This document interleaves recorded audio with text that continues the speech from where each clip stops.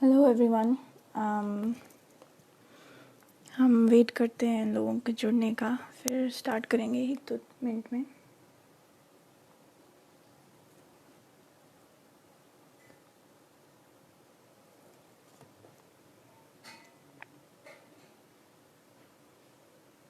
Thank you Smriti.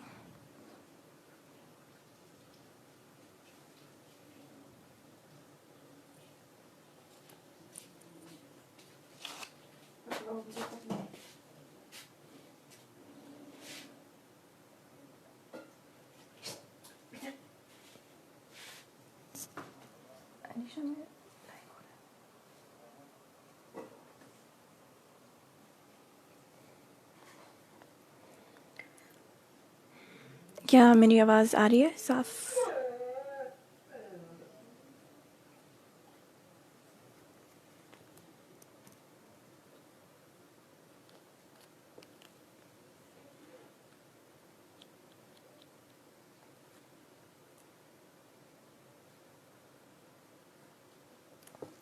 Thanks again स्मृति।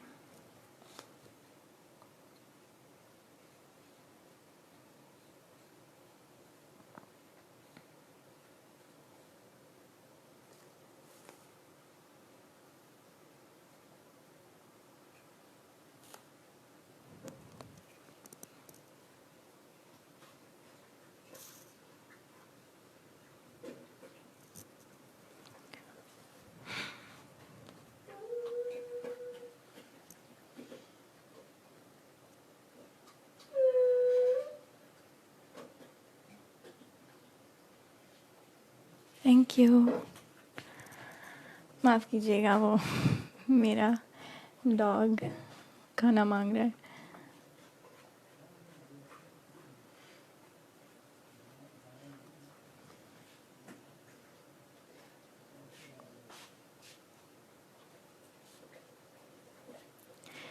मुझे भी बहुत खुशी हो रही है कि मुझे मौका मिल रहा है आप लोगों से बात करने का, अपनी स्टोरीज़ बताने का।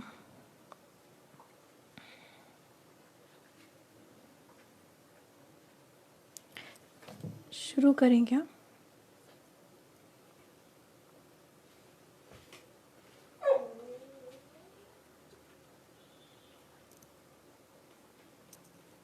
उसके पास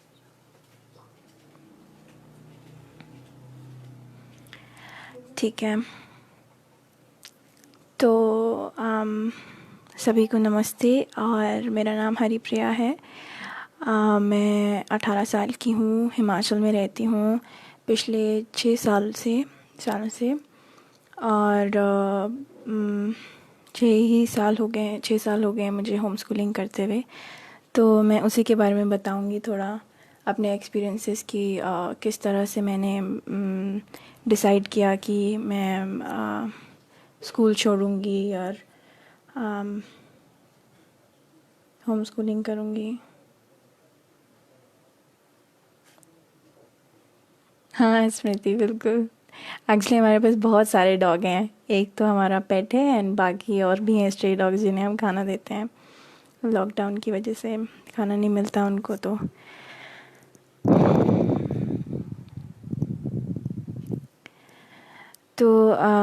मैं शुरू करना चाहूँगी। वैसे इतनी कहानियाँ तो है नहीं मेरे पास, क्योंकि अभी तक मेरा इतने साल हुए नहीं कि इतना एक्सपीरियंसेस, कि मुझे ज़्यादा एक्सपीरियंसेस हों लाइफ में। बट जितने भी हैं आई होप अच्छे लगेंगे सभी को सुन के। तो मैं एक तरह से हिस्ट्री बताती हूँ, मतलब शुरू से शुरू करते हैं कि मैं छत्तीसगढ़ में बस्तर में पैदा हुई, मैं और मेरी बहन। और तो मेरे मम्मी पापा वहाँ पे काम करते थे। वो शादी के बाद 18 साल उन्होंने वहाँ पे काम किया। और वो वहाँ पे 36 ट्राइबल्स के साथ, आदिवासियों के साथ काम करते थे। तो वहाँ पे जो गवर्नमेंट है वो ट्राइबल्स की ज़मीनें ज़बरदस्ती हड़प रही है, छीन रही है। तो एक एक हर चीज़ में मतलब गवर्नमेंट को एक रूल फॉलो करना होता है, एक प्रोसेस फॉलो करना होता है, और वो नहीं कर रही है। कि अगर उन्हें माइनिंग के लिए, खनिज के लिए, क्योंकि वहाँ पे काफ़ी सारी चीज़ें हैं जैसे आयरन ओर एंड बहुत महंगी महंगी चीज़ें हैं वहाँ पे जो उनको चाहिए, कॉरपोरेट्स एंड उन माइनिंग करनी है उनको वहाँ पे कॉरपोरेट्स के लिए। तो एक प्रोसेस होता है कि वो पहले जो गांव हैं वहाँ पे उनके सरपंच से वो मिलेंगे और उनसे परमिशन लेंगे कि हमको ऐसे ऐसे यहाँ पे कुछ भी खनिज मिला है, तो हम इसको माइनिंग कर सकते हैं क्या, यहाँ पे अपना शुरू कर सकते हैं क्या। और फिर अगर वो वहाँ के लोग जो रह रहे हैं उन्हें कहीं और बसाना पड़ता है, पूरा का पूरा गांव, ताकि वो उनका कल्चर, उनका पूरा एक जो बस्ती है वो बर्बाद ना हो, और उनको कहीं और सेटल करके फिर ही वो वहाँ पे माइनिंग शुरू कर सकते हैं। बट सरकार ऐसा करती नहीं है, वो खुद ही बाय द लॉ नहीं चलती, और डायरेक्ट जाके वो ज़ोर ज़बरदस्ती करती है वहाँ के लोगों के साथ, एंड वायलेंट चीज़ें like murdering them and rapping women. उनको इमोशनली भी अटैक करते हैं, कि जहाँ पे भी हिस्ट्री में भी हमने कई बार देखी हैं ऐसी चीज़ें कि महिलाओं को एक वेपन की तरह यूज़ किया जाता है, कि उनको मोरली वो कर दो कि अगर आप हमारी नहीं सुनेंगे तो हम आपकी औरतों पे वार करेंगे। तो रेप होते हैं, बच्चों को माँ बाप के सामने मार दिया जाता है, माँ बाप को बच्चों के सामने मार रहे हैं, अभी तक हो रहा है, इवन प्रेजेंट में ऐसा हो रहा है। तो वहाँ पे सारी गवर्नमेंट की फोर्सेस, सारी आर्मी फोर्सेस जाके ही वहाँ पे उनको इनफैक्ट ऑर्डर मिलता है कि जो भी करो बट ज़मीन खाली करवानी है हमें। तो वहाँ पे वो काफ़ी गांव जला देती हैं, हज़ारों गांव जला देते हैं। और तो मेरे मम्मी पापा यही काम करते थे। उनका वहाँ पे एक एनजीओ थी, वनवासी चेतना आश्रम करके। तो वो जो भी गांव जला देते हैं, और रेप विक्टिम्स आती थी उनके आश्रम में हेल्प लेने के लिए, और पूरे गांव पहले तो वो गवर्नमेंट से हेल्प मांगी उन्होंने, बट ऑफ कोर्स गवर्नमेंट ने डिनाई कर दिया। तो फिर वो खुद ही उन्होंने अपनी एक टीम डेवलप की और गांव बसाते थे, एंड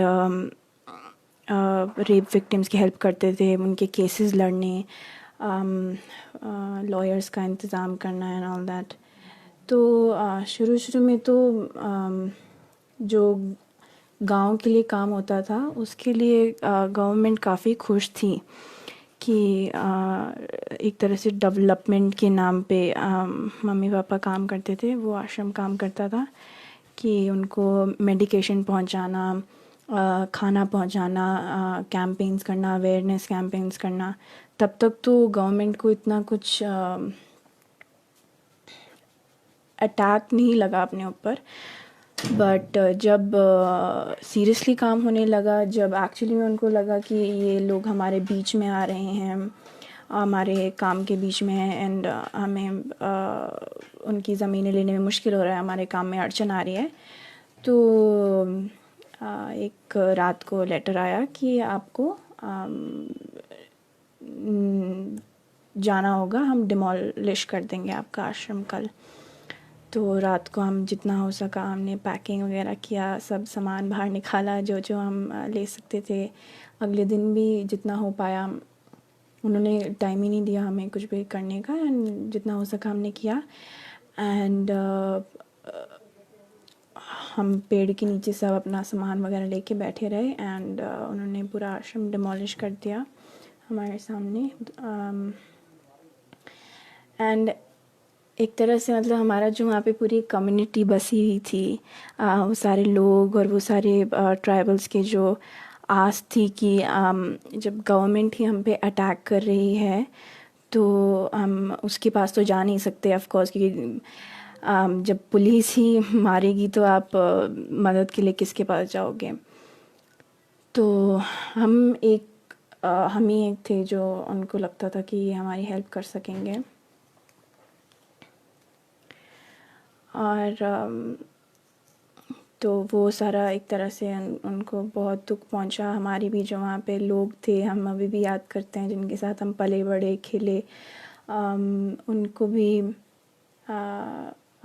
उन उनकी भी हमें अब याद आती है कि एक पूरा परिवार बन चुका था वहाँ पे, कितने सारे जानवर थे, लोग थे, और अभी तक हमें उन सब का याद आता है कि वो कहाँ गए होंगे, उनका क्या हुआ होगा हमारे बाद। तो वो सब हुआ। तो वहाँ पे भी बहुत सारे किस्से रहे, एक्सपीरियंसेस रहे, बट क्योंकि मैं काफ़ी छोटी थी उस टाइम पे तो मुझे इतना कुछ याद नहीं है। बट वो लोग याद हैं जिनके साथ हम खेले, जिन्होंने हमें बड़ा किया, क्योंकि मम्मी पापा तो मोस्टली काम में बिज़ी होते थे, तो वही हमारा मदद कर हमको उन्होंने बड़ा किया। तो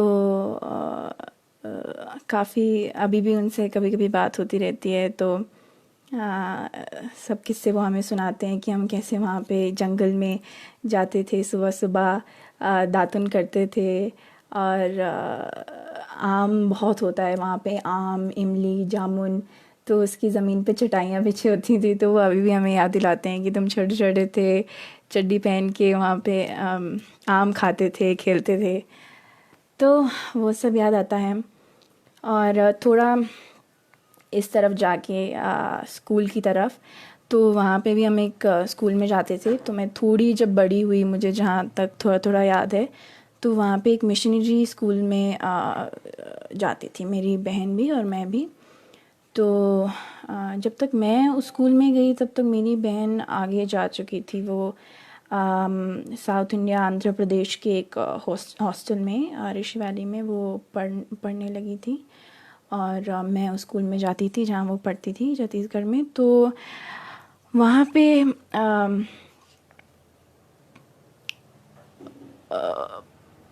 एक्सपीरियंस स्कूल में इतना अच्छा नहीं रहा। जो वहाँ पे टीचरें थीं, वो मुझे अभी तक सीन्स याद हैं कि वो मारते बहुत थे, वहाँ पे बहुत स्ट्रिक्ट था। और अब अभी तो आई डोंट नो इतना है कि नहीं स्कूल्स में मारने का। अभी तो पेरेंट्स भी थोड़ा वो हो जाते हैं कि नहीं आप मार नहीं सकते, बट तब इतना नहीं था। तो वो रोज़ ही बाहर किसी छोटी बात पे पिटाई कर ही देते थे कि तुम बाहर क्यों देख अच्छा चलो उस पे बाद में आएंगे। तो खैर पिटाई होती थी। और एक बार तो मुझे मतलब बहुत लंबी लंबी स्टिक्स रखते थे वो बैठे बैठे ही मारती थी टीचर्स। तो एक बार तो मुझे मेरी इतनी पिटाई हुई कि मैं घर पहुंची तो मुझे बुखार चढ़ गया था, एंड छोटी सी थी तो थोड़ा सा भी मारा होगा तो मुझे बुखार चढ़ गया और नील पड़ गए थे। तो मैं घर आई और मैंने ऐसे ऐसे ऐसे बुखार चढ़ा हुआ है और ये सब। तो पापा अगले दिन ही गए स्कूल में मुझे लेके, और उन्होंने बोला कि उन्होंने I think parents teacher meeting थी या कुछ, तो उन्होंने बोला कि मैं अपनी बेटी को यहाँ से ले जा रहा हूँ, मुझे नहीं पढ़ाना अपनी बेटी को स्कूल में। तो उन्होंने पापा ने पूछा कि आप मारते क्यों हैं पहले। तो उन्होंने बोला कि आपकी बेटी जो है वो बाहर देखती रहती है खिड़की के और पढ़ने में बिल्कुल ध्यान नहीं लगाती है, तो हम कैसे पढ़ाएं। आप तो बोल रहे हो कि इसको मारो मत, बल्कि पेरेंट्स तो हमें बोलते हैं मारो इनको, जैसे पढ़ते हैं जिस तरह से पढ़े मार के पढ़ते हैं तो पढ़ें, बट पढ़ाओ। तो आप क्यों बोल रहे हैं, मतलब हमें तो पढ़ाना ही है ना, आपको तो ये बोलना चाहिए कि जैसे भी पढ़ाना है पढ़ाओ। तो पापा ने बोला नहीं मुझे इस तरह का नहीं पढ़ाना है, अगर उसको खिड़की के बाहर देखना है तो उसको देखने दो। आजकल एक इंटरनेट पे फ़ोटो भी आई है कि एक ऑनलाइन क्लास चल रही है बच्चे की, पर वो उल्टा लेटा हुआ है और वो नीचे देख रहा है, वो बोर हो चुका है ऑनलाइन क्लास से उसको। तो दूसरी तरफ एक एनिमेशन बनाया है कि जो उसका काल्पनिक जो दुनिया है, मतलब वो जो सीखना चाहता है वो अलग ही है। तो उसको पूरा आसमान दिख रहा है, पतंगे दिख रही हैं, क्या क्या नहीं दिख रहा है, वो उसकी इमेजिनेशन है। तो वही पापा ने बोला कि अगर ये बाहर देखती है तो बाहर कोई चिड़िया है, कोई जानवर है, कोई फेरी वाला आया है, उसको वो देखना है। ये मतलब लाइफ का नेचुरल लर्निंग है, ये नेचुरली हम इस तरह से पढ़ते सीखते हैं। ऑफ कोर्स लाइफ ही अपने में ही एक टीचिंग है, एक सिखाता है, लाइफ हमको सिखाती है। तो उन्होंने बोला उसको बाहर दिखती है खिड़की के, तो उसे देखने दो, उसको जिस तरह से सीखना है वो सीखेगी, उसको जब मन करेगा अंदर क्लास में ध्यान देने का वो करेगी, आप मार तो नहीं सकते हैं। तो वो मुझे वहाँ से ले गए और मैंने छोड़ दिया वो स्कूल। फिर मैंने केवी में पढ़ना स्टार्ट किया और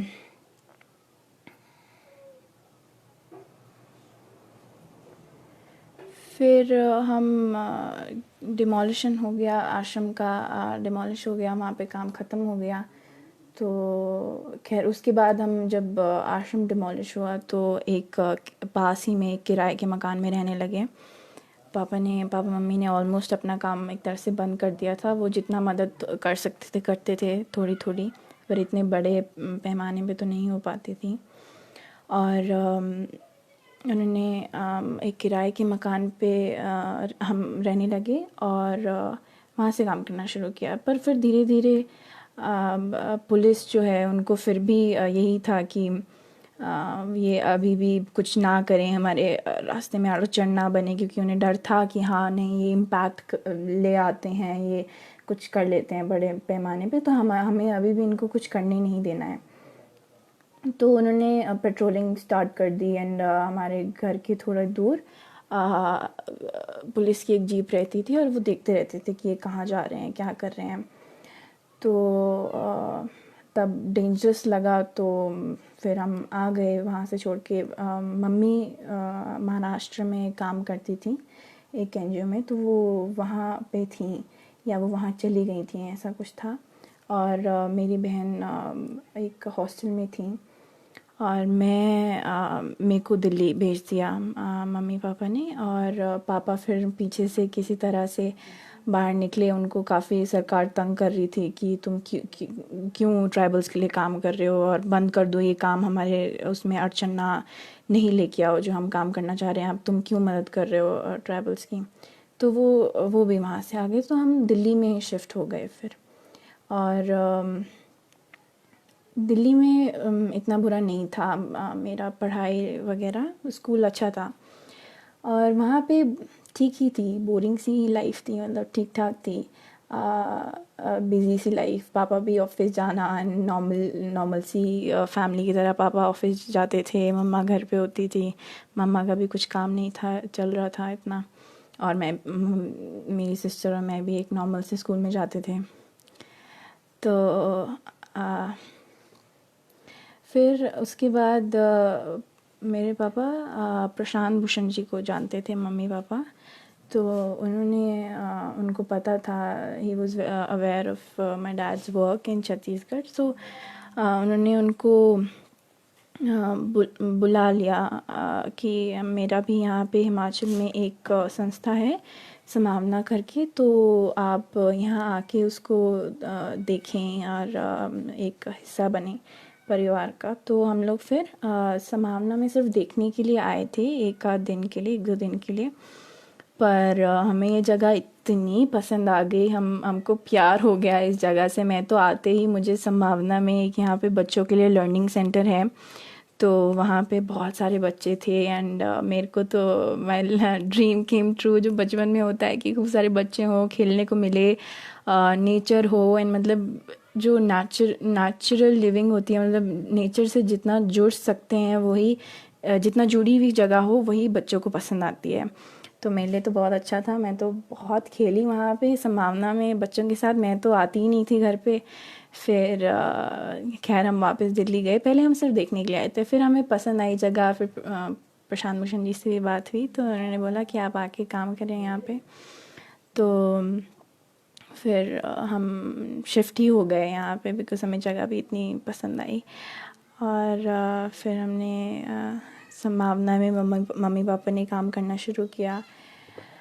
वो जो वर्कशॉप्स होती थी वहाँ पे मम्मा एक तरह से मेस और सारा रहना खाना एंड ऑल सब वो सब मैनेज करती थी, एंड पापा वर्कशॉप्स वगैरह में लेक्चर्स देना एंड वो सब करते थे। वर्कशॉप्स ऑर्गेनाइज़ करना। एंड फिर मैं वहाँ थोड़े टाइम के लिए यहाँ पे पास ही में जब यहाँ आई थी तो एक केंद्रीय विद्यालय में, क्योंकि मैं छत्तीसगढ़ में भी केंद्रीय विद्यालय में पढ़ती थी केवी में, तो यहाँ पे आके भी पापा ने एक केवी में एडमिशन हमने ले लिया था। और मैं उसी स्कूल में जाती थी। मेरी यहाँ से एक और दोस्त थी, वो भी अब होम स्कूलिंग करती है, तो हम दोनों साथ में जाते थे स्कूल। पर वो एक आर्मी कैंप में था स्कूल, तो वो थोड़ा ज़्यादा स्ट्रिक्ट था या क्या, तो मुझे वो बिल्कुल पसंद नहीं आया। पहले जैसा ही हो गया था कि थोड़ा बहुत मारते भी थे। मुझे तो एक ही बार मार पड़ी, बट मेरे बिल्कुल अच्छा नहीं लगा। मतलब फिज़िकली से ज़्यादा स्कूल्स में इमोशनली मोरली भी बच्चों को बहुत तंग किया जाता है कि तुम क्यों बहस कर रहे हो टीचर्स के साथ, या तुम क्यों थोड़ा सा भी अलग जा रहे हो, या कुछ भी, मतलब अपनी मर्ज़ी का कुछ भी नहीं कर सकते, एक तरह से जेल जैसा है। तो मुझे नहीं पसंद आया। बट ऐसा तो लोगों को मौका नहीं मिलता है कि अगर बच्चों को कि नहीं पसंद आ रहा है तो वो छोड़ दें। बट आई वाज लकी कि मुझे यहाँ पे और भी दोस्त थी, मेरी दोस्त थे जो ऑलरेडी होम स्कूलिंग करते थे, तो इससे पहले तो हमें ये कॉन्सेप्ट का नहीं पता था। एंड जब हमने उनको देखा तो मेरे को तो अच्छा हो गया कि मुझे स्कूल भी नहीं पसंद आ रहा है। और इतना, मतलब एक बच्चे के लिए तो यही होता है, जब जैसे ही संडे भी आता है तो वो एकदम खुश हो जाता है कि घर पे रहने को मिलेगा, स्कूल नहीं जाना पड़ेगा। तो मेरे लिए तो ये ड्रीम था कि स्कूल छोड़ दो। और क्योंकि मुझे स्कूल वैसे ही कभी भी नहीं पसंद आता था, मैं कभी होमवर्क नहीं करके जाती थी, कभी टीचर्स की मानती नहीं थी। मेरे को तो सुबह बुखार चढ़ जाता था कि मैंने होमवर्क नहीं किया है तो टीचर से मार पड़ेगी। एंड रोज़ का यही शेड्यूल था। तो स्कूल में वैसे भी मैं एक टीचरों से मेरी खुंदक रहती थी कि वो कुछ भी पढ़ा रही होती थी तो मैं क्वेश्चन करती थी कि नहीं ऐसा नहीं है, वैसा है। एंड वो धर्म के बारे में कुछ अपनी जो उनका ओपिनियन है वो बच्चों पे थोपने की कोशिश करती थी। तो घर में ये बातें चलती रहती थी कि सब इक्वल हैं, सब रिलीजन्स इक्वल हैं। एंड क्योंकि फैमिली बैकग्राउंड ऐसा रहा है तो मतलब थोड़ा बहुत नॉलेज थी बचपन से ही, तो मैं भी मैम को क्वेश्चन करती थी कि आप ऐसा क्यों बोल रहे हो, ऐसा नहीं है, ऐसा भी तो हो सकता है ये वो। तो हमेशा लड़ाई रहती थी टीचर्स के साथ। और वो सोचते थे कि ये क्यों बहस कर रही है हमसे एंड ऑल दैट। फैमिली में भी कई बार ऐसा रहा, रिलेटिव्स से भी होता था कि बहस क्यों कर रही है, बहस मत करो आप, मतलब डिस्कशन भी कर रहे हो तो वो बहस लगती है कि बड़े जो बोल रहे हैं वो that's always right. And at this age you are not capable of thinking और मेकिंग अ डिसीजन। तो वो नहीं करने देते थे, नहीं अलाउ करते थे। एंड वो बस सोचते हैं कि छोटे हो आप तो नहीं ले सकते आप डिसीजंस। तो फिर हाँ, तो मैंने यहाँ पे देखा बच्चों को कि वो कर रहे हैं होम स्कूलिंग, तो पापा ने थोड़ा मुझे सपोर्ट किया। और जो रिलेटिव्स वगैरह थे वो तो बोल ही रहे थे कि तुम अपनी बेटी को स्कूल से निकाल दोगे, अभी तो उसका फाउंडेशन बनेगा एंड इसको पढ़ना चाहिए, मतलब क्यों निकाल रहे हो, इसकी ज़िंदगी बर्बाद हो जाएगी। एंड ऐसा नहीं करो, वो वापस कैसे स्कूल जा पाएगी फिर। तो नहीं सुना, पापा ने सपोर्ट ही किया। मैं तो छोटी थी, मुझे इतना पता नहीं था, जो हो रहा है होता रहा है, मैंने तो इतना कुछ रिबेल नहीं किया उस टाइम पे। तो फैमिली ने थोड़ा बहुत सपोर्ट किया, तो I think that's very important. तो ये हो पाया। और तो ऐसे करके शुरू हुआ। तो पहले पहले तो जो मेरे यहाँ पे और भी होम स्कूलिंग दोस्त हैं जो होम स्कूलिंग कर रहे हैं, उनके साथ बहुत आवारागर्दी की शुरू में। कभी नदियों पे भागना, नदियों पे जाना, भाग के नदी में चले जाना, वहीं पे नहाना एंड दिन भर वहीं पे टाइम स्पेंड करना, पहाड़ों में भाग जाना और हर समय घूमते रहना, और कुछ पढ़ना नहीं, कोई शेड्यूल नहीं, कुछ भी नहीं। तो ऐसा ही रहा। पापा मम्मी ने भी इतना वो नहीं किया कि पढ़ नहीं रही है क्या करेगी। मतलब मैं तो देखती हूँ शहरों में बच्चों को, उनका हर एक एक घंटा पूरा डिसाइडेड होता है कि इतनी देर से इतनी देर में ये इस चीज़ का ट्यूशन लगेगी, ये सब्जेक्ट पढ़ना है, वो सब्जेक्ट पढ़ना है। और इतना उनको शेड्यूल्ड रखते हैं कि कुछ भी मतलब उसको अपने आप से नहीं करने देते, अपने आप से सोचने का मौका नहीं देते, अपना कुछ क्रिएटिविटी करने का मौका नहीं देते, खुद से उसका उसमें कोई भी इनपुट नहीं होता है। तो ऐसा कुछ भी नहीं था। जो मम्मी पापा ने भी सोचा जो हो रहा है होने दो, जैसे चलता है चलने दो। तो मुझे ये एक मौका मिला कि मैं अपने आप को थोड़ा एक्सप्लोर कर सकूं, अपने आप को थोड़ा फिगर आउट कर सकूं कि मुझे क्या करना है। क्योंकि ऑफ कोर्स थोड़ा बहुत तो होता है कि ठीक है, मुझे खुद से इतना नहीं पता था कि इसीलिए सोसाइटी भी सोचती है, मम्मी पापा भी सोचते हैं कि थोड़ा सा कंट्रोल करना है बच्चे को। बट थोड़ा बहुत मतलब आप उसको एक थोड़ा एटमॉस्फेयर वैसा दे सको, थोड़ा आप उसको हेल्प करो, ना कि कंप्लीटली उसकी बाउंड्री बन जाओ। तो वो बहुत ज़रूरी है। और तो मैंने बहुत टाइम तक ऐसा किया, आई गेस 1-2 साल तक ऐसा ही रहा। और फिर उसके बाद हम जो भी दोस्त थे, हम लोगों ने शुरू शुरू में ऐसा भी किया कि हम लोगों ने एक ग्रुप बना लिया। तो होम एड कहते थे हम उसको। तो उसमें हम लोग मिल के पढ़ाई करते थे। हमने डिसाइड किया हुआ था कि इस दिन इसके घर जाएंगे, उस दिन उसके घर जाएंगे पढ़ने के लिए। और फिर हम लोग प्रोजेक्ट्स के थ्रू प्रोजेक्ट्स बनाते थे। हम लोग सब अलग अलग चीज़ें पढ़ रहे थे, अलग अलग क्लासेस में थे, तो हम सब अपना अपना बना के लाते थे कि मैं इस बारे में पढ़ रही हूँ या पढ़ रहा हूँ और मैंने इसके ऊपर बनाया है प्रोजेक्ट, एंड देन उसको शेयर करते थे।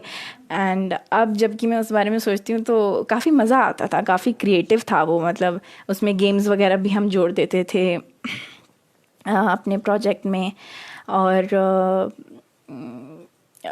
इंटरनेट से फैक्ट्स वगैरह उससे रिलेटेड मतलब इन्फॉर्मेशन सब लिख के आते थे। मतलब पूरा प्रोजेक्ट बनाते थे एंड बहुत इन अ फन वे हम उस चीज़ को सीखते थे। और फिर जो हमारे जो हमारे पेरेंट्स थे वो भी हमारी हेल्प करते थे।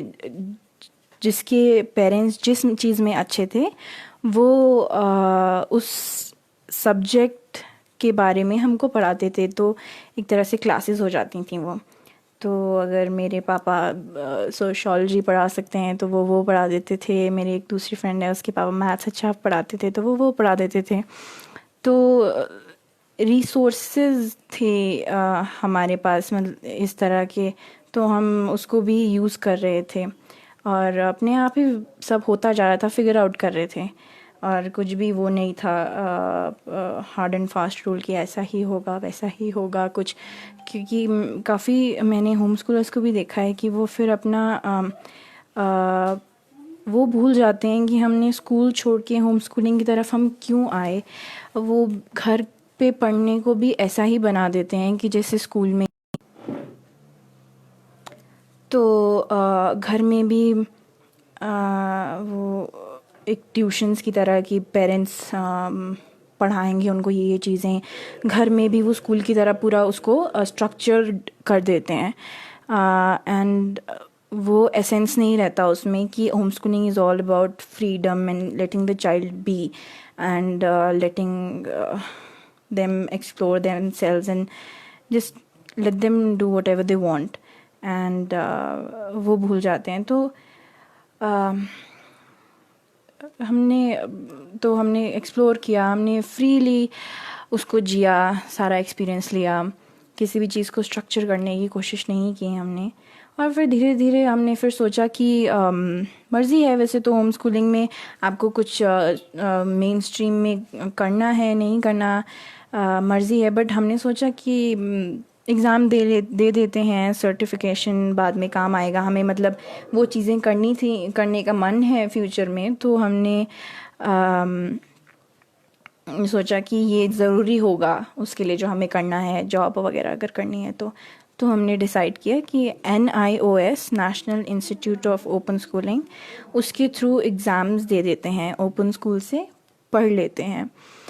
तो हम सब ने मिल के वो भी एक अपना ही एक्सपीरियंस था, जैसे कि फॉर्म्स वगैरह भरना, सब फिगर आउट करना, वो भी काफ़ी एडवेंचरस था एक तरह से, कि हमने एग्ज़ाम्स नहीं दिए थे कभी, तो मतलब थोड़े बहुत दिए थे, तो कैसा रहेगा इतनी बड़ी क्लास में जाके एग्ज़ाम्स देना, तो वो भी अपना एक एक्सपीरियंस था। Not that anything is wrong with exams या स्कूल इन जनरल, मतलब किसी किसी के लिए वो काम करता है। Some people are okay with it, they like having deadlines और whatever जो भी स्कूल में होता है, कि आपको कोई फोर्स करे, आपको फोर्स करके ही आपको आप कर पाओगे वो चीज़, किसी किसी को सूट करता है, but it shouldn't be a mandatory thing कि ये नेसेसिटी नहीं है लाइफ की, it's not one of the things that you have to go through. तो दैट्स द पॉइंट कि मतलब देर आर अदर ऑप्शंस। तो I once asked my dad कि आप एक्टिविज़म का क्या फ़ायदा है, like don't you sometimes feel low कि मैं जो कर रहा हूँ मे बी इट्स नॉट, कुछ फ़ायदा नहीं हो रहा इससे, एंड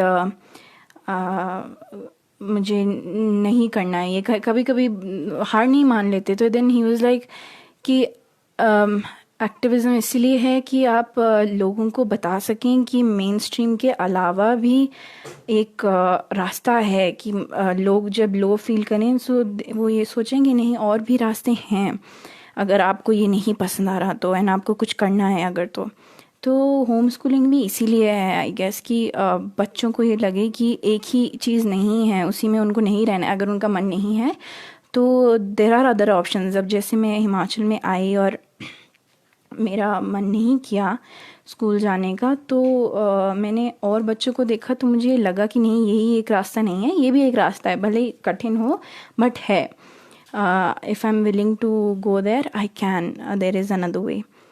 तो ये एक एक्सपीरियंस रहा, एंड तो अभी भी मैं वही कर रही हूँ, ओपन स्कूल से 12th दे रही हूँ, 10th में दे चुकी हूँ।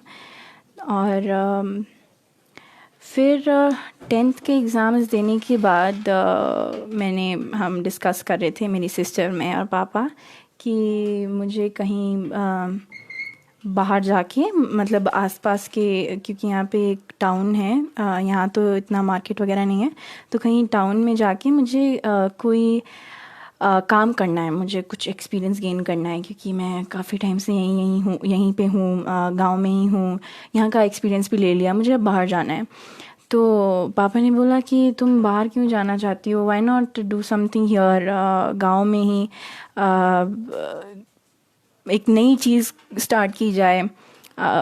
वो भी एक अलग एक्सपीरियंस है, ऐसा नहीं है सब करते हैं तो हमें नहीं करना, वो भी एक अलग एक्सपीरियंस है, बट यहाँ करेंगे तो और भी मज़ा आएगा, मतलब और ज़्यादा एक्सपीरियंस मिलेगा।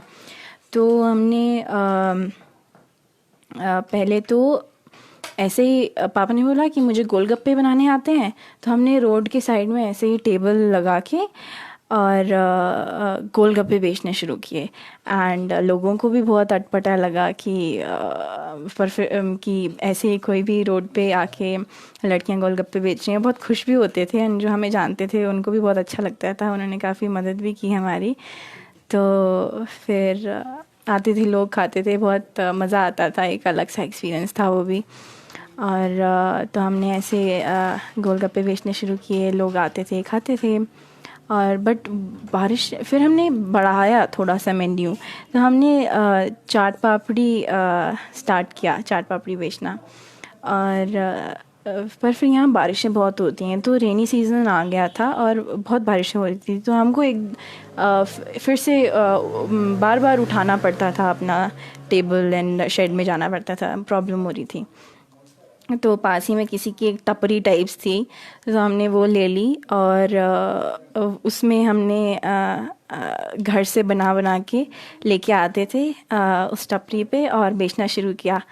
वहाँ पे भी बहुत सारी चीज़ें पता चली। हमने स्कूल के सामने वो टपरी लगाई थी, तो बच्चे आते थे खाने के लिए, और हमने ये नोटिस किया कि जो जब टीचर्स आ रही हैं खाने के लिए, जब बच्चे आ रहे हैं खाने के लिए, तो वो खा के, हमने वहाँ डस्टबिन रखा हुआ था, तो वो डिस्पोजेबल प्लेट्स उस डस्टबिन में फेंक रहे थे। एंड इनफैक्ट टीचर्स जो थे वो आके खा रहे थे, तो दे वर जस्ट लिटरिंग, इधर उधर फेंक दे रहे थे। तो हम वो भी डिस्कस कर रहे थे कि देखो, this people are suppose to be the mentors and इनको हम आइडल की तरह देखना चाहते हैं, बट इंस्टेड बच्चों को इनसे ज़्यादा आजकल है एनवायरनमेंट के ऊपर नॉलेज, एंड कि हमें ऐसा नहीं करना है। एंड जो टीचर्स हैं वो ऐसा कर रही हैं खुद ही। तो ऐसी ऐसी चीज़ें देखने को मिली। और ये भी कि हमने नोटिस किया कि लंच टाइम में कभी भी एक भी लड़की हमें बाहर नहीं दिखती है, बाहर नहीं आती है। तो हमने वो भी पूछा कि लड़कियां क्यों नहीं बाहर आती हैं, तो लोगों ने बताया, और सिर्फ लड़के बाहर आते हैं। तो लोगों ने बताया कि जो लड़के हैं वो पहले कुछ हुआ था कि लड़के लड़कियों ने मिलके कुछ शरारत की थी। आई डोंट रिमेम्बर, काफ़ी टाइम हो गया। तो इसीलिए अब हम बाहर नहीं निकलने देते, लड़कियों को अंदर रखते हैं, लड़के बाहर आ सकते हैं। तो आई वाज लाइक कि अगर दोनों ने ही शरारत की है तो या तो दोनों को बंद करो। अगर आपको सॉल्यूशन ऐसे ही करना है इस चीज़ का, तो दोनों को बाहर नहीं निकालना, दोनों को बंद कर लो। तो उन्होंने बोला, खैर हमने किसी अथॉरिटी से तो बात की नहीं थी, ऐसी बात चल रही थी। तो मैंने पूछा पापा को क्या किया जा सकता है। तो हमें पता चला कि जो कमिटी में हैं, जो हेड हैं, उनसे बात कर सकते हैं, वो भी हमारे दोस्त हैं, बट और इस चीज़ को सॉल्व कर सकते हैं। बट क्या सिचुएशन थी उस समय मुझे पता नहीं लगा, तो हम वो चीज़ नहीं कर पाए। ये एक सोच ही बन के रह गया कि हम लड़कियों के लिए भी ये बात करेंगे कि उनको भी बाहर निकलने दिया जाए। तो हम एक्सपीरियंस किसी और चीज़ का लेना चाह रहे थे, और साथ साथ में और भी बहुत चीज़ें पता चली कि ऐसा ऐसे ऐसे भी होता है। कि अभी भी मैं जैसे गांव में बच्चों से बात करती हूँ तो वो बोलते हैं कि नहीं, लड़कों से बात करती हूँ तो मैं बोलती हूँ तुम्हें लगता है कि अभी भी इनइक्वालिटी है कुछ भी सोसाइटी में? बोलते हैं नहीं, अभी तो हमको ऐसा बिल्कुल नहीं लगता है, क्योंकि सारी तो लड़कियाँ सब जॉब्स कर रही हैं, सब कर रही हैं जो उन्हें करना है, एंड हमें तो नहीं लगता कुछ भी इनइक्वालिटी है। देन मैं उनको थोड़ा सा बोलती हूँ कि आप थोड़ा सा देखने की कोशिश करो कि जैसे अभी भी गांव में लड़कियां अंदर रहती हैं, वो सारा घर का काम करती हैं, मम्मी की हेल्प करती हैं, और आप जो हो बाहर रहते हो, आपकी बहन क्यों नहीं है बाहर, मुझे वो क्यों नहीं दिख रही, मुझे लड़कियां क्यों नहीं दिखती। अभी भी मैं ग्राउंड में फ़ुटबॉल खेलने जाती हूँ तो मुझे कोई लड़की नहीं दिखती है। अभी एक मेरी नेबर है, उसको मैंने कोशिश की है अपने साथ ले जाने की, उसकी मम्मी से थोड़ा बहुत लड़के, तो हम दौड़ने जाते हैं, शाम जाते थे, अभी फिर रुक गया है बिकॉज़ उसके मम्मी अलाउ नहीं कर रहे हैं। तो मैंने सोचा, तो मैंने बोला कि आप कह रहे हो इक्वालिटी आ गई है, बट नहीं है really, if you look into it. तो अभी भी मैंने कुछ लिखा भी था इस बारे में, अगर टाइम होगा तो मैं सुनाऊंगी, कि अभी भी पापा भाई घर में कंट्रोल करने, एक कंट्रोल अपने हाथ में रखने की कोशिश करते हैं, चाहे कितनी ही मॉडर्न हो फैमिली, कितने ही प्रोग्रेसिव हों, कितने ही पढ़े लिखे हों, still they do ortho still Orthodox हैं उनकी सोच। तो ये भी नोटिस किया। खैर फिर हमने वो टपरी खोली थी, उसमें भी कुछ टाइम हमने काम किया, और बहुत लोग आते थे, लड़के लड़कियां, अंकल आंटी, सब खा के जाते थे शाम शाम को, क्योंकि यहाँ पे कोई इतनी बड़ी मार्केट नहीं है, खास करके गोलगप्पे चाट पापड़ी है तो बहुत ही शौक होता है लोगों को, और ये कहीं भी नहीं थे। तो ये एक बिल्कुल ही नई चीज़ थी, तो ये काफ़ी अच्छा चला हमारा। फिर हमने सोचा कि एक पास ही में एक खाली दुकान थी, मतलब एक बिल्डिंग भी नहीं थी, वो पूरी गिर चुकी थी, एंड वो किसी के घर पे गिरने ही वाली थी। तो उन्होंने बोल भी दिया था पंचायत को कि ये गिरेगी तो हम आपसे पैसे लेंगे, एंड ये मतलब हमारे घर पे गिर जाएगी। तो फिर पापा ने देखा उसको, एंड हमने सोचा कि ठीक है, इसमें कुछ करते हैं, एक छोटी सी दुकान सी खोलते हैं। तो फिर पापा मम्मी ने मिलके वो पूरा दुकान को बनाया, पूरा ठीक करवाई, वो दुकान छत बनवाई, दीवारें ईंट की थी, ईंट की रहने दी, फिर उसके ऊपर से हमने मिट्टी ऐसे ही लेप दी कि लगे कि ये मिट्टी का बना है। और फिर हमने ऐसे धीरे धीरे धीरे करके डेवलप होता गया। हमने उसमें फिर से वही अपना पुराना मेन्यू रखा, गोलगप्पे, चाट पापड़ी। एंड फिर हमने एक अंकल थे, उनसे पूछा, वो हलवाई थे। उन्होंने आई गेस बोला कि मैं ओल्ड हूँ तो मैं दूर नहीं जा सकता, पालमपुर यहाँ टाउन है पास में, तो मैं वहाँ नहीं जा सकता काम करने के लिए, तो मेरे लिए अच्छा हो जाएगा अगर मुझे पास में कुछ मिल जाएगा। तो उनको भी एक तरह से जॉब मिल गई। एंड वो समोसे बनाने लगे, समोसे, जलेबी, ये सब। तो बच्चों को भी अच्छा हो गया, उनके लिए भी मेन्यू बढ़ गया। और हमने वो सब बेचना स्टार्ट किया। फिर कुर्सियाँ, टेबल्स वगैरह ये सब लगाया, धीरे धीरे धीरे बढ़ता गया। और एक तरह से जो यहाँ पे लेडीज़ हैं, जैसे कि मैंने बताया, काफ़ी पिछड़ी हुई है अभी भी गाँवों में सोच। तो लेडीज़ के लिए वो आती नहीं थी। तो चौक होता है जैसे एक जंक्शन जैसा, कि वहाँ पे सब मिलते मिलते हैं, चौक होता है, रोड्स डिवाइड हो रही होती हैं, तो वहाँ पे गांव के अक्सर बूढ़े लड़के वगैरह आके मिलते हैं शाम शाम को। तो वहाँ औरतें कभी भी नहीं आती थी। एक तरह से वो वहाँ पे दारू की दुकानें भी हैं, तो वो लड़के और आदमी वगैरह वहाँ पे पीने के लिए भी आते हैं, तो वो सेफ़ नहीं माना जाता है औरतों के लिए। एंड आती नहीं हैं वहाँ पे औरतें, लड़कियाँ, औरतें शाम शाम को। तो जब कैफ़े खुल गया, हमारा वो छोटी सी दुकान जब वहाँ पे वो खुली, तो लेडीज़ ने भी, क्योंकि मैं वहाँ पे काम करती थी, मेरी सिस्टर काम करती थी, पापा होते थे, मम्मी होती थी, तो मतलब उन्होंने लेडीज़ को भी वहाँ पे देखा, तो उनको लगा कि ये एक सेफ़ जगह है, मतलब लेडीज़ भी हैं तो हम जा सकते हैं। तो वो आने लगी, और गोलगप्पे की तो शौकीन होती ही हैं, तो वो सब चीज़ें भी उनको पसंद आने लगी। तो एक तरह से ये लेडीज़ के लिए भी एक अच्छा एटमॉस्फेयर बन गया, एंड अच्छी एक जगह बन गई जहाँ पे वो आके बैठ सकती हैं, मिल सकती हैं, बातें कर सकती हैं। तो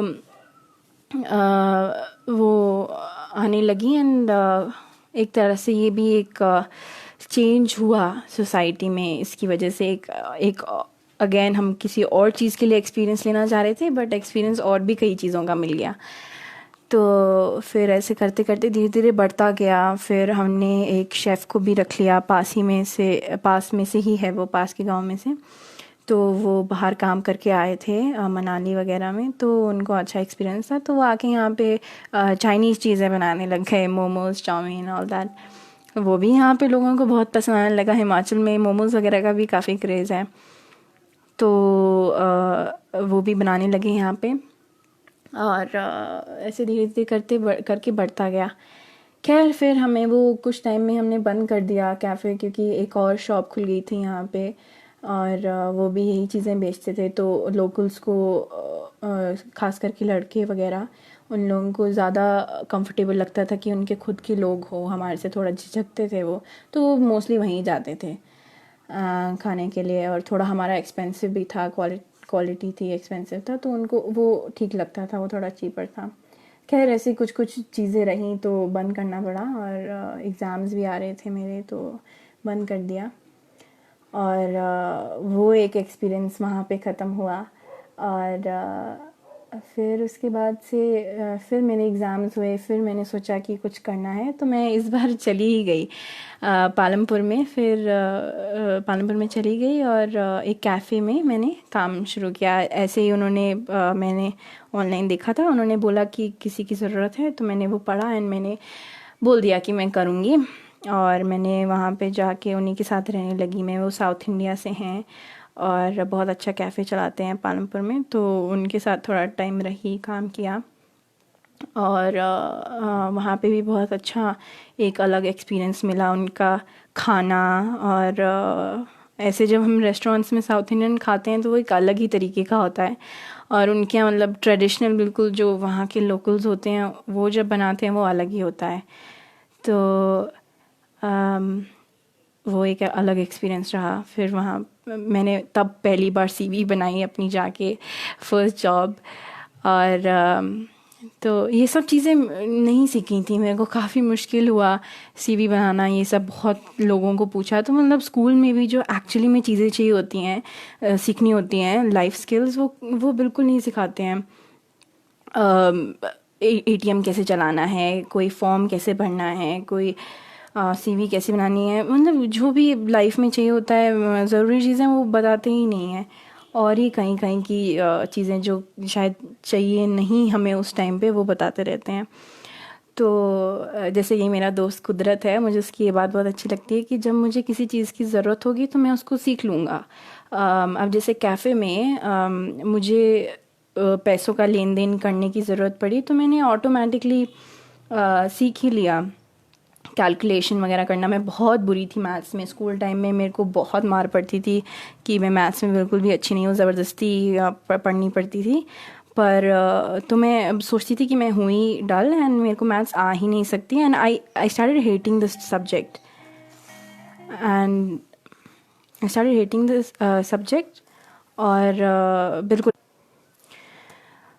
तो ऐसे ऐसे फिर मेरे को कैलकुलेशंस आ गई, हाँ कैफ़े में वो करना पड़ता था उसकी वजह से। तो फिर मुझे लगा कि नहीं ठीक है, जब मुझे जिस चीज़ की ज़रूरत होगी ऑटोमेटिकली मैं सीख ही लूँगी उसको, मुझे ज़रूरत पड़ेगी मैं पूछ लूँगी, मैं कर लूँगी। जैसे कि मैंने किया अभी, फॉर्म्स वगैरह भरे, सीवी तैयार की, तो वो सब होता गया ऑटोमेटिकली। तो ये एक चीज़ रही।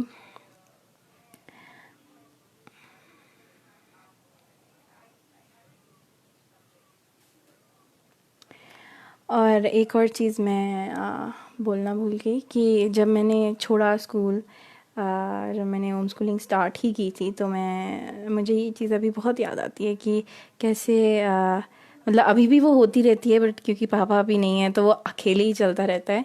बट जब पापा थे यहाँ पे तो हम लोग वॉक्स पे चले जाते थे सुबह सुबह पास की नदी में, और कैसे वहाँ पे पत्थर पे बैठ के, क्योंकि यहाँ पे काफ़ी नेचर है, काफ़ी पेड़, हरियाली है, तो हम बैठ के पापा मुझे बताया करते थे कि क्या बायोडाइवर्सिटी क्या है, और मतलब सब नेचुरल लर्निंग, प्रैक्टिकल लर्निंग कैसे होती थी कि जहाँ मैं रह रही हूँ वहीं पे मतलब मुझे एक मौका मिला, आई वाज लकी कि मैं इस जगह पे आ पाई, सब सर्कमस्टांसेस ऐसे बनते गए एंड मुझे नेचुरली सीखने का मौका मिला, ना कि इन स्ट्रक्चर्ड एंड क्लासरूम में बैठे बैठे सिर्फ पढ़ना बोरिंग वे में किताबों में, और प्रैक्टिकली देखा एंड समझा इन अ फन वे। तो वो मुझे बहुत लगता है कि आई वाज लकी कि मुझे इस तरह से पढ़ने को मिला।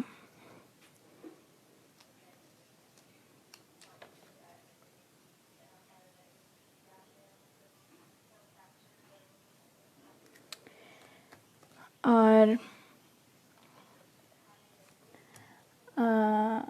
फिर अभी भी मैं कट टू द प्रेजेंट, अभी भी मैं प्लान कर रही हूँ कि एक मेरे दोस्त का कैफ़े है वो अभी खोलेंगे कुछ टाइम में, तो मेरा अगर हो पाता है वहाँ जाना तो मैं वहाँ जाके फिर से काम करूँगी। तो साथ साथ में अपना ट्वेल्थ का भी करती रहूँगी, और एक तरह से पॉकेट मनी ही हो जाती है, तो एंड एक्सपीरियंस भी मिलता है, तो वो भी करूँगी। और आजकल मैं ट्रैक्स पे भी जाती रहती हूँ। अभी तो कुछ टाइम से बंद है, बट 4-5 बार गई मैं, और अपने यहीं लोकल दोस्तों के साथ, और वो भी एक अलग एक्सपीरियंस रहा, क्योंकि मोस्टली लड़के होते थे, लोकल फ्रेंड्स मेरे लड़के हैं, तो उनके साथ जाती थी मैं। तो यहाँ पे अगेन आई टोल्ड यू कि थोड़ा नैरो माइंडेड है सोच, तो लोग बोल मुंह पे तो नहीं बोलते, बट लड़के मोस्टली ऐसा होता था कि किसी तरह से वो मुझ तक पहुंच पाते थे, तो वो इस वे में बात करते थे कि तुम उनको ये लगता था कि वो इस तरह से मुझे अप्रोच करते थे कि अगर तुम दूसरे लड़कों के साथ घूम रही हो, बातें कर रही हो, जा रही हो, तो तुम हमसे भी करोगी, मतलब कंसेंट जो है वो, जैसे कि आजकल नहीं समझते हैं काफ़ी बार लड़के या लड़के लड़कियां नहीं समझते हैं कई बार लोग। और तो वो उस वे में पूछते थे कि टॉन्ट मारना एक तरह से कि तुम लड़कों के साथ घूमती हो, तुम इसी तरह की लड़की हो, हमारे साथ भी तुम दोस्ती करो, हमारे साथ भी चला करो। तो काफ़ी बार ऐसा हुआ। और फिर ऑफ़ कोर्स कि पेरेंट्स भी वो हो जाते हैं, कंसर्न हो जाते हैं, तो उन्होंने भी बोला कि हमें थोड़ा रुक जाना चाहिए, हमें ऐसा नहीं करना चाहिए, थोड़ा देखना चाहिए माहौल को कि किस तरह से हम अगर कोई नई चीज़ कर रहे हैं सोसाइटी में तो किस तरह से लोग रिएक्ट कर रहे हैं उसको लेके, एंड हमें एकदम अगेंस्ट नहीं जाना चाहिए। तो एक तरह से मेरी लड़ाई हुई घर के साथ भी एंड बाहर के लोगों के साथ भी कि नहीं, अगर मुझे कोई किसी चीज़ से रोकने की कोशिश कर रहा है, कोई भी हो इंसान, तो मुझे उसको करने नहीं देना है, मुझे हावी नहीं होने देना है। कि अगर लड़के हमेशा लड़कियों पे ऐसा करते हैं तो लड़कियों को ये दबा दिया जाता है, जैसे कि मैंने पहले ही बताया वो स्कूल की बात। तो हर जगह ही है, सोसाइटी की एक हायरार्की है, कोई भी इंस्टीट्यूशन हो सोसाइटी का, फैमिली हो, ऑफिस का एटमॉस्फेयर हो, कुछ भी हो, स्कूल हो, तो लड़कियों को दबाने की कोशिश की ही जाती है। तो मैंने बोला कि अगर हमें लड़ना है इस चीज़ को लेके तो ऐसा नहीं है कि मैं कोई इंस्टीट्यूशन ज्वाइन करूँ, मैं कोई ग्रुप ज्वाइन करूँ तभी मैं कोई चेंज ला सकती हूँ। अगर हमें कोई भी चेंज लाना है तो हम वो खुद से हमें जैसे गांधी जी ने भी कहा था, be the change you want to see in the world. तो वही है कि हमें अपने से स्टार्ट करना है, अपने से कोशिश करनी है कि हम जिस प्रॉब्लम में हैं, जो सिचुएशन है, हम अपनी ही लड़ाई लड़ें खुद, वो ही बहुत बड़ी बात है। तो मैंने लड़ा कि नहीं, अगर लड़के ऐसा सोच रहे हैं, वो मुझे कुछ भी छेड़ने की कोशिश कर रहे हैं, कुछ भी गलत हो रहा है, मेरे को लोग बोल रहे हैं कि ऐसा करते हो, तो मुझे वो नहीं होने देना है। एंड फैमिली को भी अगर मुझे लड़ना पड़ा तो मैंने बोला कि मुझे सपोर्ट करो बल्कि आप इस चीज़ में।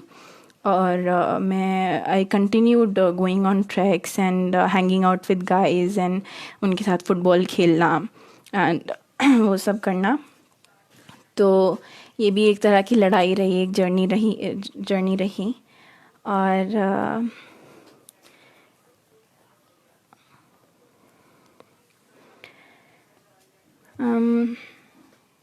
डॉग्स के बारे में पूछ रहे हैं, डॉग्स, पेट्स के बारे में। हाँ, बताओ पेट्स के बारे में। तो अब जितना टाइम हमारे पास बचा है उतनी देर में मैं कोशिश करती हूँ कि सवालों के जवाब देने की कोशिश करूँ।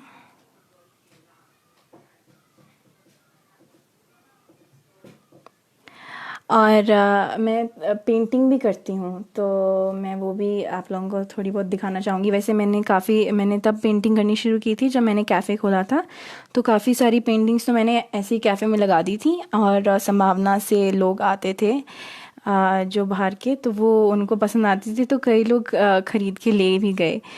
तो मेरे पास कुछ ही बची हैं, 2-3 ही, तो मैं वही दिखा देती हूँ आप लोगों को।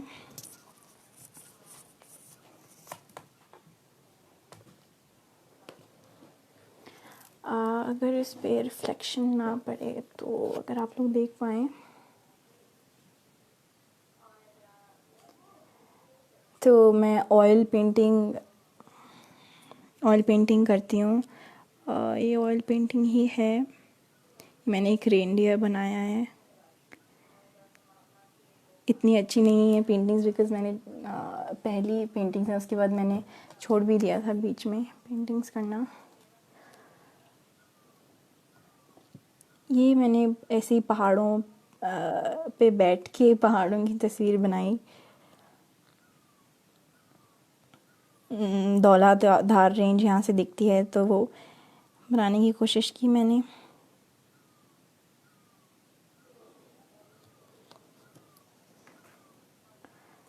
और ये पेंटिंग मैंने कल ही ख़त्म की है।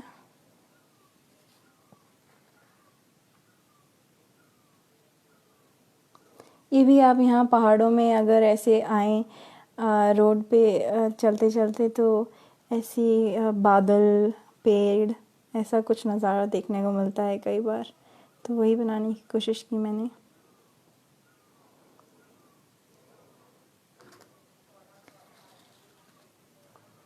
तो फ़िलहाल तो मेरे पास यही हैं पेंटिंग्स। और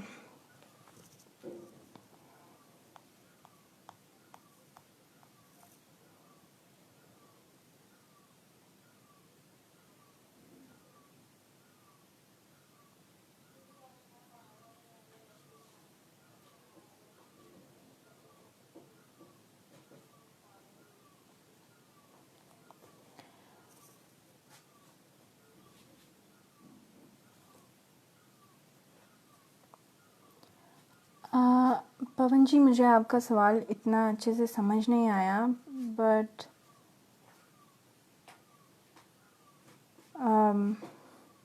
यहाँ पे हाँ, ये एक बुरी चीज़ है कि स्कूल के जस्ट पास में ही यहाँ पे काफ़ी सारी दारू की दुकानें खुली हुई हैं, और जब पुलिस का मन करता है, उनको रेड डालनी होती है, उनको पैसे बनाने होते हैं, वो आके चेक करते हैं और पकड़ लेते हैं कई बार। और यहाँ पे तो इतना यूज़ टू हो गए हैं लोग इसके कि पहले से ही देख लेते हैं शॉप्स वाले कि पुलिस की गाड़ी आ रही है, वो पहले इन्फॉर्म कर देते हैं।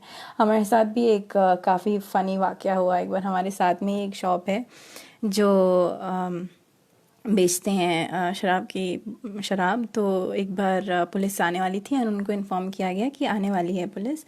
तो वो फटाफट कुछ बोतलें जो उनके पास कुछ ही रखते हैं वो अपने पास लेके हमारे कैफ़े में आ गए, एंड वहाँ पे उन्होंने छुपाने की कोशिश की। तो काफ़ी फ़नी था वो कि अगर पकड़े जाते तो हम भी पकड़ में आ जाते। बट हाँ, ये काफ़ी सीरियस इशू है यहाँ पे पीने वगैरह का।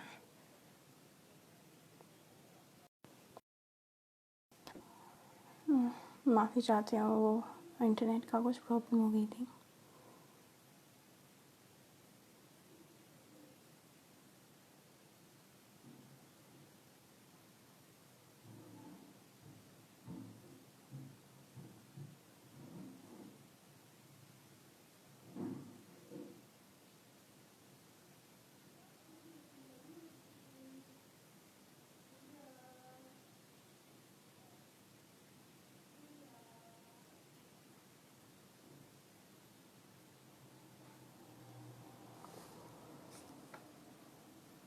डॉग्स का थोड़ा सा बताओ तो अच्छा रहता है।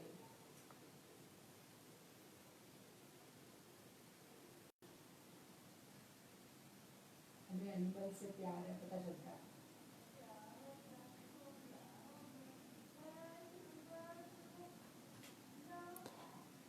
थैंक यू सो मच, आप लोग इतना प्यार दिखा रहे हैं। और डॉग्स का भी किसी ने पूछा, मुझे मिल नहीं रहा है, मैंने पढ़ा था। तो हाँ, हम तो एनिमल्स को हेल्प करने के लिए किसी भी लिमिट को क्रॉस कर देते हैं, क्योंकि देखा नहीं जाता कि कोई पेन में है, एंड दैट जस्ट इनह्यूमन। मतलब हम इंसान होके भी जो हमारे नेचुरल इंस्टिंक्ट है, नेचुरल चीज़ है, उसको हम दबा देते हैं, वो नहीं हो पाता। तो काफ़ी बार यहाँ पे गांव में I don't know why, but हम कुत्तों से काफ़ी नफ़रत करते हैं। जनरली जानवरों से भी हमारा ये भी एक्सपीरियंस रहा कि ज़्यादा टाइम नहीं है हमारे पास, पर ये भी एक्सपीरियंस रहा कि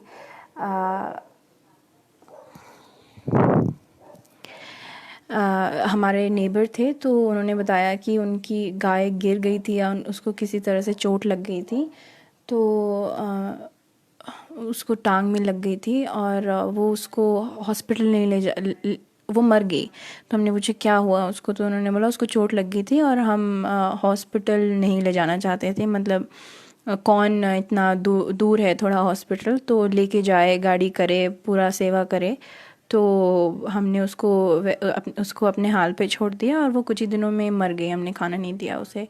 और एक यहाँ पे पीपल फार्म करके एक रॉबिन है, वो उसको चला रहे हैं, और उनकी टीम, उनका भी मैं देखती रहती हूँ। बहुत ही होप मिलता है कि ऐसे भी लोग हैं, क्योंकि यहाँ पे बहुत ही ऐसा होता है कि लोग जो गाय दूध नहीं देती है, जो उनके काम नहीं आते हैं जानवर, उनको वैसे ही छोड़ देते हैं सड़कों पे। बैल वगैरह तो अब तो बहुत ही हो रहा है कि जो हमारे पास हमने देखा था जिनके पास बैल थे, वो भी मर गए, क्योंकि यूज़ नहीं करते हैं। अब ट्रैक्टर्स आ गए हैं खेतों में और वो सब, तो बैलों का इस्तेमाल ही नहीं करते हैं, और फिर उनको छोड़ देते हैं, क्योंकि उनके लिए भी ऐसा हो जाता है कि कैसे पालें, उनके पास खुद मुश्किल हो जाता है उनको पालना। तो ये भी एक चीज़ हमको देखने को मिली है। तो कुत्ते तो बहुत ही ज़्यादा, क्योंकि यहाँ पे उनका इतना कुछ यूज़ होता नहीं है। तो मैंने गांव में ये बुरी चीज़ देखी है कि जो जानवर उनके काम ना आए वो उसको ऐसे ही छोड़ देते हैं।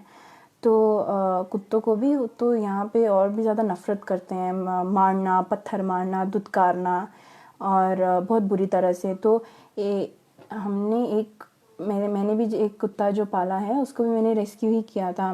वो सर्दी के मौसम में नदी में मेरे को मिला और मैंने उसको उठा के घर ले आई मैं, और उसको पानी से नहलाया और मम्मी के टॉवल में लपेट दिया और फिर फ़ोटो खींच के मम्मी को भेजा। तो उन्होंने बोला मेरे टॉवल में लपेट दिया इसको, एंड हीटर चलाया हुआ है इसके लिए, वो सब।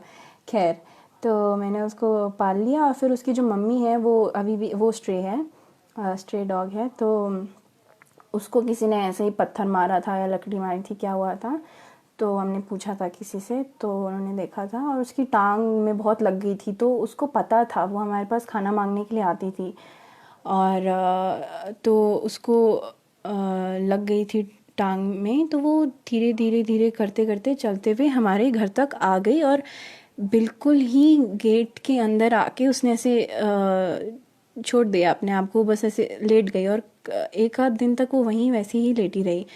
तो हमने सोचा कुछ गड़बड़ है, तो इसको डॉक्टर के पास लेके गए।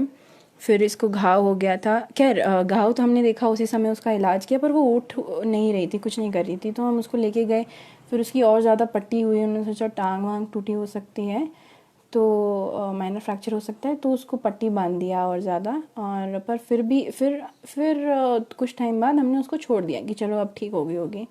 फिर मैंने एक दिन देखा कि मुझे वो मिली रास्ते में कहीं कि उसको टांग टेढ़ी हो रही है। तो मैंने सोचा, और हड्डी टेढ़ी हो रही है और निकल रही है बाहर को।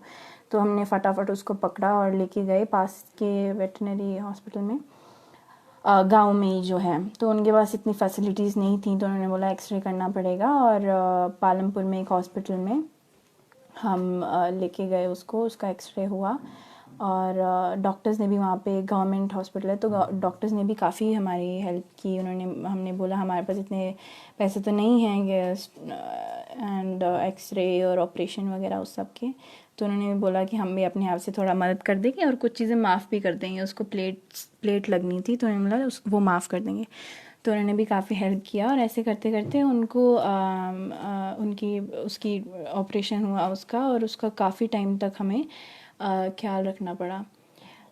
तो इस तरह से फिर वो अब हमारे साथ ही रहती हैं, और उसके और भी बच्चे हैं और उन सबको हम खाना देते हैं, और वो ऐसे करते करते हमारे साथ ही रहते हैं। हमने उनके लिए शेड भी बना दिया है और वो उसमें अब सोते हैं, हम खाना देते हैं उनको। मम्मी ने उनको देखा कि वो ऐसे बाहर बारिश वगैरह में प्रॉब्लम होती है, तो उन्होंने छोटा सा शेड बना दिया, जो भी टुकड़े वगैरह चीज़ें हमारे पास पड़ी थी कुछ बाहर से मंगवा के। और उसके बाद से हमारा इस तरह से एंटरटेनमेंट भी होता रहता है। हम लोग कभी बोर नहीं हुए लॉकडाउन में, क्योंकि इतने सारे कुत्ते हैं, तो उनका मदद करते करते ही हमारा हो जाता है। और मुझे लगता है कि मैं टाइम क्रॉस कर चुकी हूँ, तो थैंक यू सो मच आप लोगों का कि आपने मेरी कहानी सुनी, आप लोगों को पसंद आई, आपने इतना प्यार दिखाया। और thank you so much Smriti, Ram Mohan Roy ji. I hope फिर मुलाकात होगी हमारी। Okay, bye bye.